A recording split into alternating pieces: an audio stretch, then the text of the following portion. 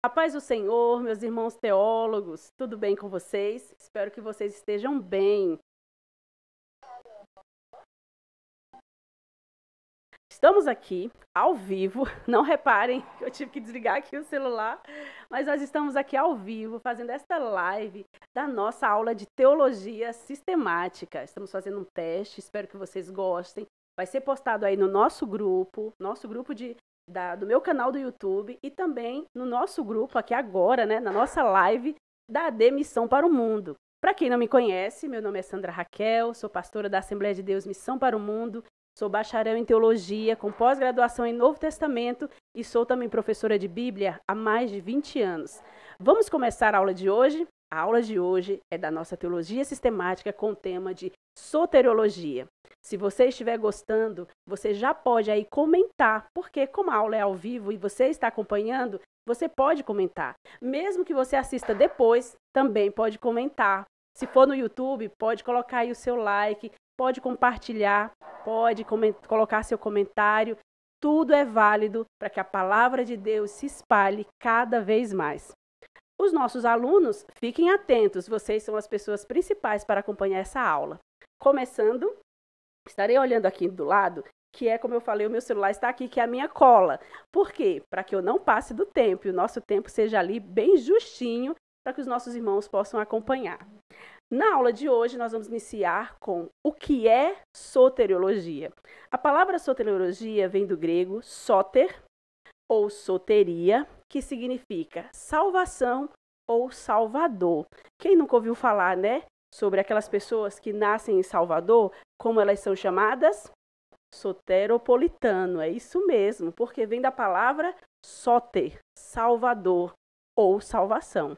Logia é a segunda palavra grega que é colocado aqui como tema, que significa estudo, tratado ou ciência. Então, o que nós vamos estudar é a doutrina, que também pode ser traduzido como doutrina da salvação, ou o estudo da salvação, ou a ciência da salvação. Todas essas interpretações são livres.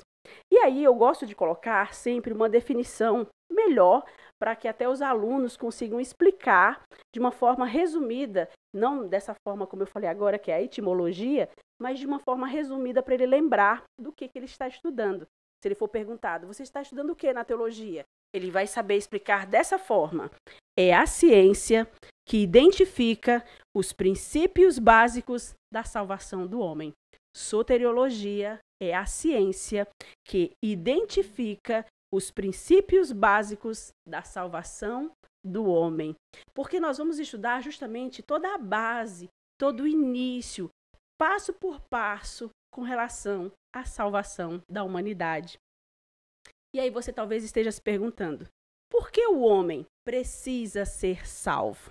Né? Do que o homem precisa ser salvo? E aí nós vamos entender de duas formas. Primeiro, o caráter de Deus. Deus é santo e exige que nós sejamos santos como Ele. O nosso Deus não habita, Ele não está junto de um ambiente ou de pessoas que estão em pecado. O pecado nos afasta de Deus. Então, a primeira coisa é o caráter de Deus.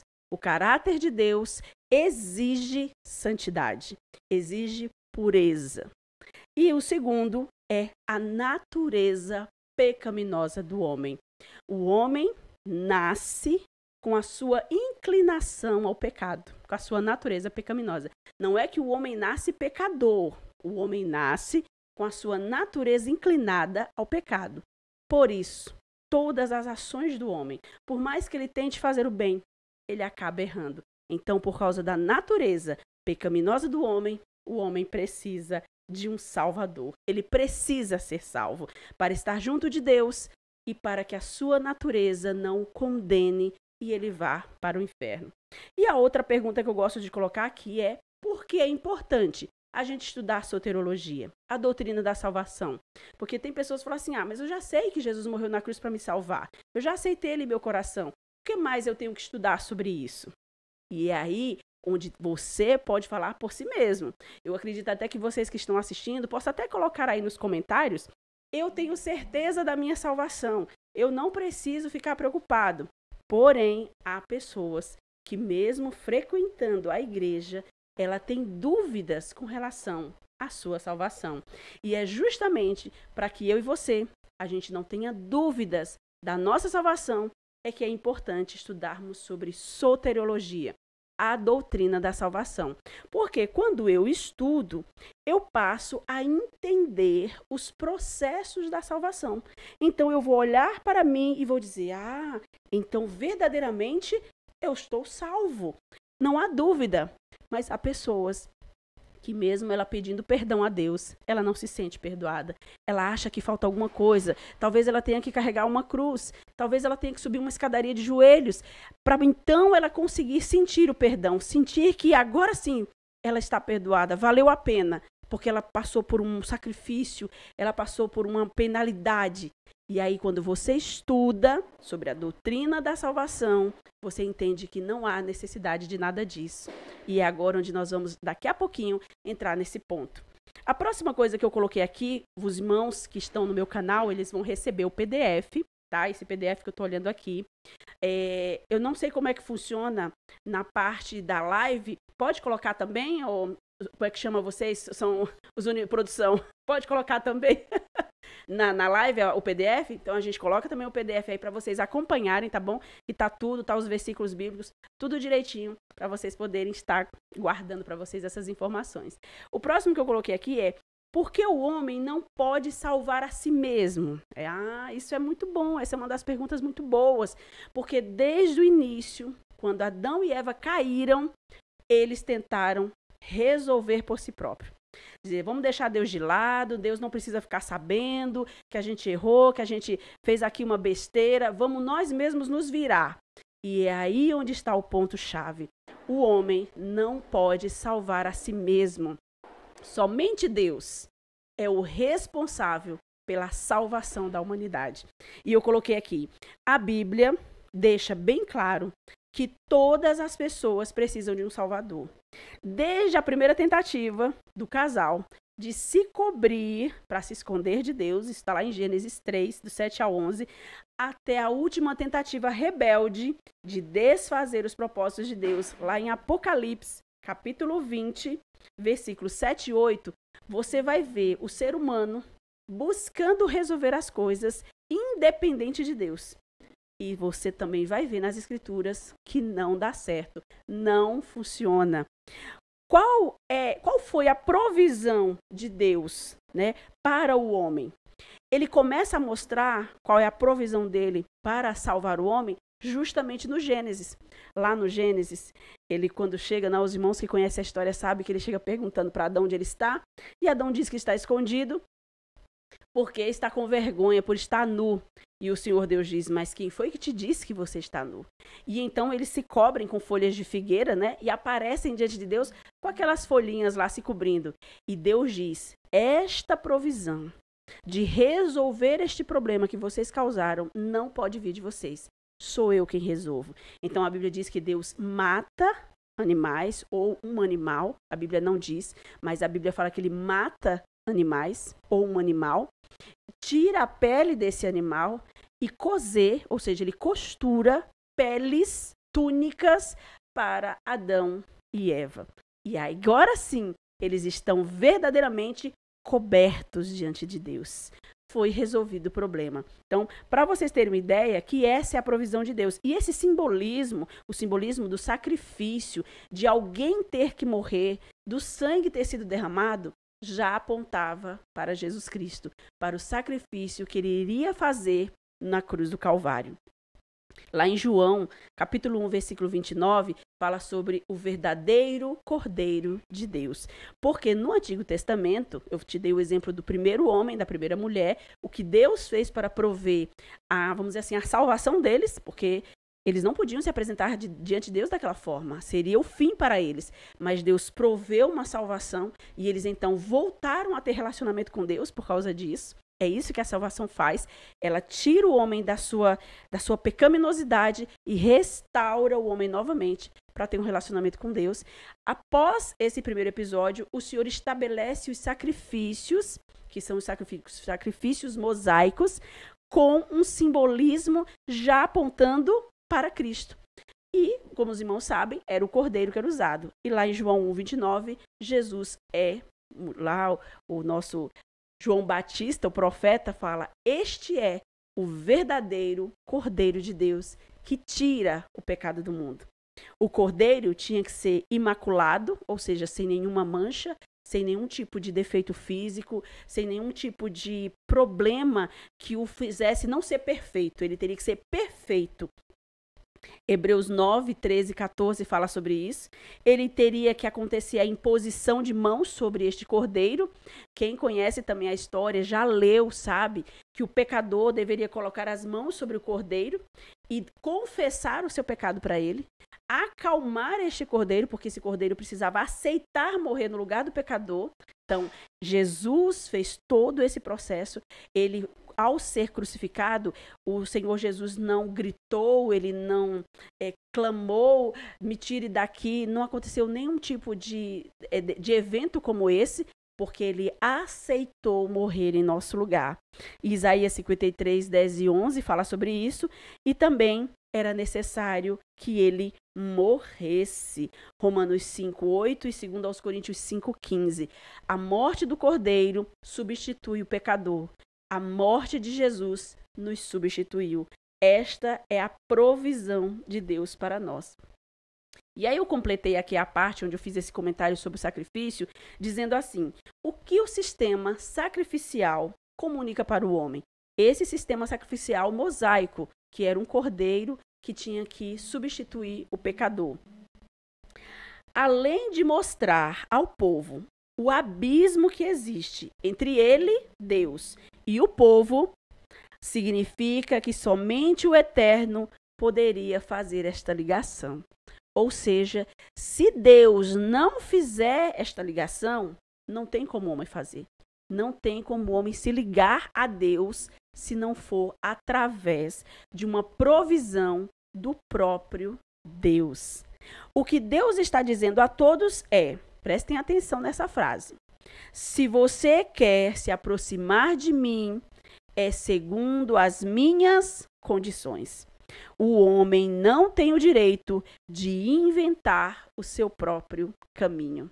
Guardou essa frase? Se você gostou, coloca aí nos comentários, replica ela, passa para outras pessoas e você vai ver que você, através apenas dessa frase, já estará levando uma linda palavra de Deus para alguém. E agora, estamos indo já para a reta final. Essa primeira parte da nossa aula de soteriologia, ela é bastante dinâmica e rápida, porque é só um tipo de introdução. O que é soteriologia, por que é importante estudar soteriologia, os sacrifícios ali simbolizando já como uma sombra do que Cristo iria fazer por nós. E aí eu vou encerrar agora falando o que é conversão. E nem todo mundo sabe o que é conversão. E aí sim, nas próximas aulas, a gente vai poder se aprofundar um pouquinho mais. Vai ter aulas que vão ser um pouquinho mais demoradas, porque tem um assunto um pouco mais denso. Mas essa primeira, vocês vão gostar que ela vai passar bem rapidinho. Nem todo mundo tem paciência de assistir muito tempo de vídeo. Mas essa, vocês vão gostar. Para a gente fechar, o que é conversão? A palavra conversão, literalmente, significa virar-se para a direção oposta. 1 Tessalonicenses 1 e 9 vai dar um exemplo disso. Paulo está escrevendo aos Tessalonicenses dizendo assim, que eles estão sendo muito bem elogiados por outras pessoas que passaram por lá, pela igreja em Tessalônica, por causa da forma como eles se converteram. E como foi que isso ficou bem claro aos olhos, à vista das pessoas? Porque antes eles adoravam a ídolos, e agora eles se voltaram para o Deus vivo. E aí a palavra usada lá é: vos convertestes ao Deus vivo. Ou seja, mudou de direção. Antes ia na direção adorando ídolos. Mas então conheceu, teve um encontro com Cristo, mudou de direção, fez uma conversão e agora adora, serve ao Deus vivo. Mas uma forma boa de a gente entender como que funciona a conversão, e isso é bom porque aí você começa a observar você mesmo. Peraí, será que eu passei por esses estágios? Existem 3 estágios ou 3 passos da conversão. E aí você vai ouvir, né, a minha explicação, tá o PDF também aí, e você vai ver se você passou por esses 3 estágios, hein? Por isso que eu falei que é bom a gente estudar soteriologia, para que você tenha certeza da sua salvação. Porque você vai dizer, opa, eu passei sim pelos 3 estágios, estou convertido. Então, o primeiro estágio da conversão é o arrependimento. Não tem como haver conversão sem arrependimento. E eu utilizei 2 textos para a gente falar sobre isso. O primeiro texto que eu usei para dar exemplo é o texto do filho pródigo. O segundo é o Salmos. Deixa eu colocar aqui. Os segundos é o Salmos. Deixa eu ver onde eu escrevi. 119, versículos 59 e 60. O primeiro ponto do arrependimento mostra uma mudança de pensamento. No filho pródigo, no exemplo do filho pródigo, a Bíblia diz que ele cai em si. Quando ele está ali naquela situação, que não conhece a história do filho pródigo, procure, está no Evangelho de Lucas, capítulo 15, versículo 17 e 19. Leia, você que não conhece. Quem conhece já sabe a história. No Evangelho de Lucas, o filho pródigo, a Bíblia diz que ele cai em si. O que é cair em si? É você justamente mudar o pensamento. Até ali, ele pensava de uma maneira. Então, de repente, ele para e começa a cair em si, entrar para dentro dele e dizer, o que eu estou fazendo? Onde eu vim parar? Aonde os meus passos me trouxeram? Por que eu estou aqui? É você fazer uma avaliação de si mesmo, uma análise de si mesmo. No texto do Salmo 119, o Salmo 119, versículo 59 e 60, depois você verifica, ele diz assim, considerando os meus caminhos. É a mesma coisa do filho pródigo caindo em si, que é fazendo uma avaliação da sua vida até ali. Do Salmo, considerando os meus caminhos. É você parar para pensar, o que eu estou fazendo? Por que eu estou aqui? O que me trouxe até aqui? E esse tipo de pensamento, ele gera arrependimento. Para ter uma verdadeira conversão, é preciso se arrepender de todos os seus atos até aquele momento. E aí vem a segunda parte da conversão, que é a mudança de direção. Isso, uma mudança de vida. Você sair daquela situação que você ponderou e dizer assim, não, eu tenho que sair disso aqui, eu tenho que mudar, eu tenho que voltar. Né? Lá em Apocalipse fala sobre, lembra-te onde você caiu, para que você possa se levantar novamente. É a conversão, é você mudar a direção da sua vida. O filho pródigo, ele diz assim, levantar-me-ei e irei. Olha só que mudança de direção. Olha que conversão. Ele ponderou a vida dele até ali e disse, não, eu não aceito, eu vou mudar. Vou me levantar e vou voltar. É o que todos nós temos que fazer. Nos sairmos daquele caminho que estávamos indo e mudar de direção. E nos Salmos 119, ele diz, volto os meus passos para os teus mandamentos. Então, primeiro ele considera os caminhos dele, no Salmo 119, e diz, volto os meus passos para os teus mandamentos. Porque ele viu que os passos dele não estavam levando eles para os mandamentos do Senhor. Ele estava se afastando dos mandamentos. Mas quando ele considera os caminhos dele, ele diz, eu vou voltar, mudar de direção, para uma direção oposta que eu estava indo, eu vou voltar os meus pés, os meus passos para os teus caminhos. E o terceiro passo é a aplicação da conversão no seu dia a dia. A aplicação da conversão nada mais é do que o seu testemunho prático. Você não pode ser aquele crente que aceita Jesus na igreja e você fica oculto, ninguém sabe que você agora é um crente. Você é um crente 007, agente secreto, ninguém pode saber, isso não existe. As pessoas precisam saber, tem que estar claro em você, que você agora é uma nova criatura. A sua vida tem que provar isso. Seu dia a dia, suas ações, sua vida prática tem que mostrar que você mudou. E no nosso exemplo, que foi o exemplo do filho pródigo, ele diz que quando ele chegar diante do pai dele, ele vai dizer ao pai, pai, eu não sou mais digno de ser seu filho. Me considere como um empregado. Isso é um testemunho público de uma mudança verdadeira nele. Porque ele poderia, como ele, parece assim ser um filho bastante... A palavra pródigo, eu sei que tem gente que não entende, mas a palavra pródigo significa esbanjador. Então demonstra que ele era um filho bastante assim... sabe aquelas pessoas que gostam de fazer sua própria vontade? Como é o nome? Uma pessoa que é assim... egoísta, não é... que é como se fosse um narcisista, é a vontade dele, pronto, é isso que eu quero minha herança, eu quero sair, quero fazer o que eu quiser e quero viver minha vida. Uma pessoa que só pensa em si mesma, ela só ama ela, não ama o pai, não ama o irmão, só ama a si mesmo. Então, ele poderia, ao retornar, dizer assim, pai, eu errei contra o céu, contra o Senhor, mas pai, poxa, eu tô teu filho, né? De novo, olhando só para ele. Mas não, ele mudou. Verdadeiramente as atitudes dele após a conversão foram outras. Ele diz assim, não, eu não mereço mais. Eu não sou digno mais de ser chamado de seu filho. Me trate como um empregado que para mim já vai ser o suficiente. Então, essas atitudes práticas de mudança mostram que a pessoa verdadeiramente se converteu. Não tem como você dizer que se converteu, aí dizer assim, não, porque eu tô convertido, mas meu braço não. Eu tô convertido, mas minha boca não. Isso não funciona, não existe isso. Ou você se converte por completo, você é outra pessoa, nascida de novo, ou você não está convertido de verdade. Aí a gente gosta de brincar e diz, você está convencido, né? Convertido é outra coisa. E lá no Salmos 119, que eu coloquei aqui para vocês também, ele fala, apresso-me para consertar os meus caminhos. Apresso-me para viver aquilo que agora eu aprendi nos teus mandamentos.